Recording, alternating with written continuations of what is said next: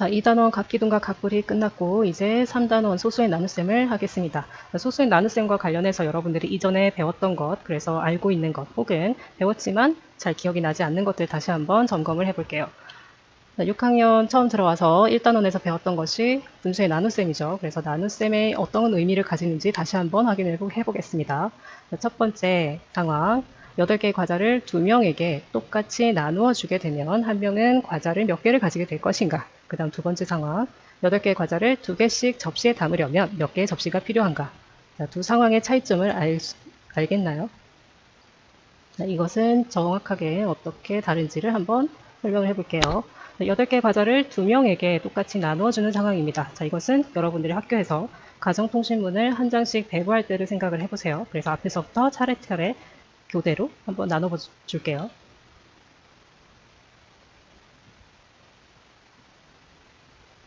자, 이렇게 해서 여기에 남아있는 것들이 이제 없는 상태가 됐죠.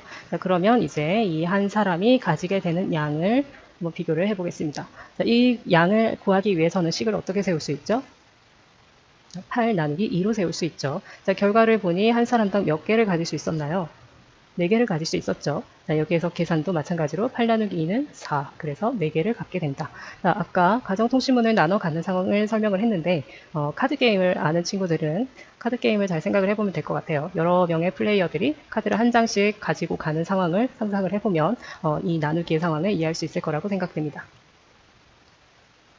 다음 두 번째 상황. 과자를 2개씩 접시에 담습니다. 그래서 이미 이 한 접시에는 몇 개가 담겨야 되는지 정해졌어요. 단지 몇 개만큼 접시를 준비해야 될지를 구하는 상황이죠. 한번 담아 볼게요. 2개, 그리고 2개, 2개, 그리고 2개. 자, 결과적으로 몇 개의 접시가 필요했죠? 4개의 접시가 필요했죠. 자, 이것도 구하기 위해서는 계산식을 어떻게 세울 수 있죠? 8 나누기 2로 세울 수 있죠. 결과는 4, 4개의 접시가 필요하다. 자, 그래서 의미는 두 가지의 의미가 됩니다. 자, 여기에서의 나눗셈은 여러분들이 둘, 넷, 여섯, 여덟, 열 이런 식으로 묶어서 셀 때의 경우를 상상을 해보면 될 것 같아요. 자, 그래서 나누다라는 것은 한 사람씩 차례로 나눠 가졌을 때 결과적으로 그 한 사람에게 몇 개가 돌아가게 되느냐를 구하는 것이고, 두 번째 상황은 띄어서 세었을 때 몇 번의 묶음이 생길 수 있는지를 의미하는 것입니다. 그래서 두 가지의 상황을 생각해 보면 될 거예요. 자, 그러면 분수의 나눗셈에서 봤던 자연수 나누기 자연수를 한번 봅시다. 3 나누기 4, 앞에 있는 숫자가 더 작죠. 이런 경우 첫 번째 상황, 3개의 과자를 4명에게 나눠 줄 때 한 사람이 몇 개의 과자를 갖게 되는가로 이해해야 하는지, 2번, 3개의 과자를 4개씩 담을 때 몇 개의 접시가 필요할까로 이해를 해야 하는지, 여러분들은 어떤 상황이 더 맞다고 생각을 하나요? 자, 3개의 과자인데 4개씩 담을 수가 없죠. 그래서 우리는 3개의 과자를 4명에게 나눠주는 방법으로 상황을 이해해 보도록 하겠습니다. 자, 여러분들이 음식점에 갔어요. 4명의 음식점에 가서 배가 너무 불러서 3개의 음식만 시켜 먹기로 했어요. 자, 이럴 때 여러분들은 어떻게 음식을 나누죠? 각 접시를 4등분으로 해서 나누죠. 이렇게 나눠주게 됩니다. 자, 그런 다음 어떻게 하면 되죠? 한 조각씩 한 사람에게 나눠주면 되겠죠. 자, 그렇게 되면 한 사람당 먹을 수 있는 몫이 이제 정해지죠. 한 조각은 4개 중에 하나였기 때문에 4분의 1, 그리고 또 두 번째 음식도 4분의 1, 세 번째 음식도 4분의 1씩 먹을 수 있어요. 그래서 한 사람이 4분의 1 조각씩 3번을 먹을 수 있으니까 총 4분의 3개의 과자를 먹을 수 있게 됩니다. 자, 이거 기억나죠? 그래서 하나보다 작은 음식을 먹게 되었네요. 자, 이번에는 분수의 자연수를 나누는 겁니다. 그래서 이렇게 상황을 설정을 해봤어요. A4 용지를 4분의 1만큼 자른 것을 3명에게 똑같이 나눠줍니다. 그러면 한 사람에게 돌아가는 종이 크기는 얼마일까요? 자, 4분의 1이니까 앞에 이만큼의 종이가 있었겠죠. 자, 이것을 기억을 해야 하고요. 3명에게 똑같이 나눠줄 거니까 이 종이를 3등분을 해서 한 사람씩 나눠주면 될 거예요. 자, 그러면 이 종이는 A4 용지를 얼마나 잘라야 이만큼의 크기가 될까요? 자, 처음에 원래 A4 용지가 이만큼 있었던 거 기억하죠? 자, 총 몇 개의 조각에서 이만큼의 크기가 나올 수 있나요?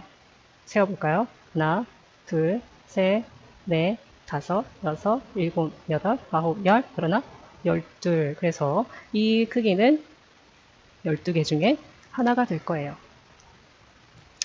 자, 결과를 놓고 보니까 4랑 3을 곱한 것과 같죠. 자, 그래서 사람들은 이렇게 생각을 했어요. 아, 4분의 1 나누기 3은 조각의 개수를 12개로 더 잘게 쪼갠 것과 크기가 같구나. 그러니까 나누기 3을 곱하기 3분의 1로 바꿔서 계산하면 되겠다. 그래서 사람들은 매번 종이를 자르지 말고 이렇게 역수를 곱하는 방법으로 정하자라고 생각을 한 거예요. 그래서 이러한 식으로 공식을 만들게 됩니다. 뒤에 있는 이 자연수는 1분의 자연수로 보고 얘를 위아래를 바꿔서 역수로 막 만들어주고 나눗셈은 곱셈으로 바꾸는 형태죠. 자, 그래서 여러분들은 공식으로 자, 앞으로 분수의 나눗셈은 뒤에는 무조건 곱셈 다음 자연수분의 1로 바꿔서 계산해야지 이렇게 기억을 하는 것이 아니라 어떻게 해서 이러한 공식이 성립할 수 있게 되었는지를 꼭 설명할 수 있어야 돼요. 나중에 무엇이 왜 그런지 설명하시오 라는 증명 문제가 나올 건데 연습을 미리 해두지 않으면 그 문제가 굉장히 어려워질 거예요. 자, 분수의 나눗셈. 자, 기초 설명은 여기까지 하고요. 자, 이제 소수로 넘어가 봅시다. 아, 이건 너무 쉽죠. 10분의 1은 0.1과 같고 크기는 이만큼에 해당합니다. 10개의 칸 중에 1개에 해당하죠. 자, 그 다음 100분의 1은 0.01과 같습니다. 이 말은 100개 칸 중에서 1개라는 뜻입니다. 그렇다면 10분의 3은 0. 몇일까요? 10분의 1이 3개가 있죠. 그래서 0.3이 됩니다. 그 다음 100분의 20, 100분의 1이 20개가 있죠. 그래서 답은 0. 한 개가 0.1이었으니까 20개는 0.20이 되고 뒤에 있는 0은 말해도 되고 안 해도 돼요. 근데 대부분은 간단한 게 수학에서는 중요하니까 간단하게 표현하기 위해서 0.2라고 하겠습니다. 자, 이런 식으로 소수를 표현을 하는 거 기억하고요. 자, 그러면 소수점이 왜 우리가 사용을 하게 됐을까? 여러분들이 갖고 있는 자를 가지고 설명을 해볼게요. 자, 10cm 안에는 1cm가 몇 개가 들어있죠? 10개가 들어있죠. 자, 그러면 더 작은 범위로 1cm 안에는 1mm가 몇 개가 들어있을까요? 10개가 들어있습니다. 자, 그래서 1mm는 1cm를 10개로 나눈 것 중에 한 개이기 때문에 10분의 1cm 혹은 0.1cm라고 할 수 있어요. 자, cm, 그 다음 미리 이런 식으로 단위를 변환을 하게 될 경우 이럴 때 여러 개의 단위로 통일을 해서 어떤 것을 설명을 하거나 세밀하게 측정을 해야 할 때는 자연수보다 더 작은 수가 필요해요. 그런데 매번 이렇게 분수로 쓰기가 어렵죠. 그래서 좀 더 간단한 형태로 0.1 소수점을 사용한 형태의 숫자를 사용하게 됩니다. 자, 그러면 이제 0.3, 0.2와 같이 앞에 자연수가 없는 경우에 어떻게 분수와 소수가 바뀔 수 있는지를 설명을 했지만 이번에는 자연수가 앞에 있는 형태입니다. 자, 1.3은 1 더하기 0.3이고 앞에 1은 이 모든 칸을 다 채운 크기라는 뜻이고 0.3은 1보다는 작은 조각 3개로 이루어져 있다는 뜻입니다. 자, 그러면 이것을 분수로 바꿔볼 텐데 자연수는 그대로 1이고 0.3은 어떻게 되죠? 10분의 3, 10개 중에 3개니까요. 자, 그래서 1 더하기 10분의 3 하면 1과 10분의 3이 됩니다. 자, 그래서 앞에 있는 자연수는 그대로 앞에 붙여주고 뒤에 점 얼마는 10분의 몇 혹은 100분의 몇으로 해서 바꿔줄 수 있겠네요.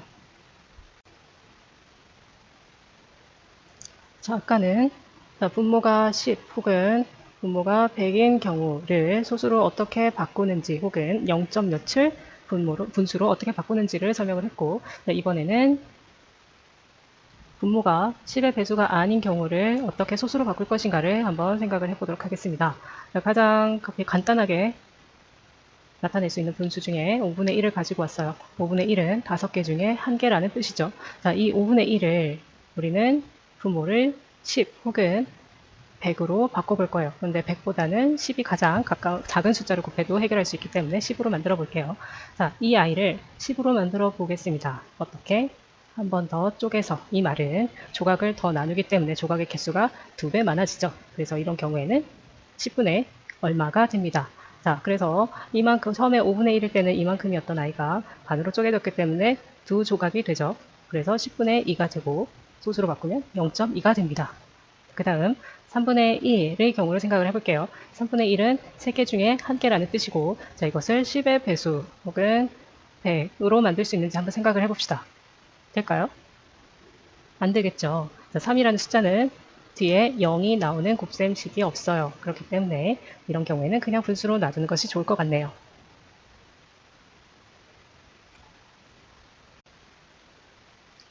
자, 소수점의 위치 3.27에 곱하기 10을 했을 때 이 뜻은 3.27을 몇 개를 더하라? 10번을 더하라. 그랬더니 32.7이 나왔죠. 3.27 곱하기 100은 100개의 3.27을 더해라 라는 뜻입니다. 그랬더니 327이 나왔어요. 3.27 곱하기 1000을 하면 1000개의 3.27을 모두 더해라는 뜻이에요. 그러면 답이 3270이 나왔습니다. 자, 이게 정말로 맞는지 확인하기 전에 한번 규칙을 볼까요? 자, 3 다음에 점이 바로 있었는데 한 칸을 이동해서 2 다음에 점이 찍혔죠. 자, 3점에서 두 칸 이동해서 2, 7 뒤로 소수점이 이동을 했어요. 그 다음 3.27에 1000을 곱했더니 소수점이 3칸 이동을 해서 0을 하나 더 만들고 점이 찍힌 것과 같아요. 실제로도 다 더하면 이 결과들이 나온지 선생님이 해봤어요. 점을 지우고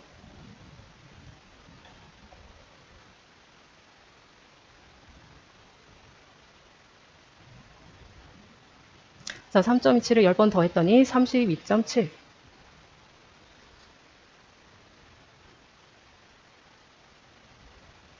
자, 3.27을 100번 더하면 327